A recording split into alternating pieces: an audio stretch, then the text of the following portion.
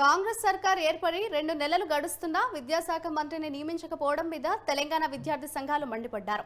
తెలంగాణ ప్రజలను మోసం చేసి ప్రభుత్వాన్ని ఏర్పాటు చేసిన కాంగ్రెస్ ప్రభుత్వానికి రాష్ట్ర విద్యార్థులంటే చిన్నచూపు ఎందుకని ప్రశ్నించారు. సీఎం రేవంత్ రెడ్డి విద్యాశాఖను తన ఆధీనంలో ఉంచుకోవడం సిగ్గుచేటని వారు విమర్శించారు. నిరసనలో భాగంగా నిజాం కాలేజ్ వద్ద ధర్నా చేస్తున్న బీఆర్ఎస్పీ విద్యార్థుల నాయకులను పోలీసులు అరెస్ట్ చేశారు.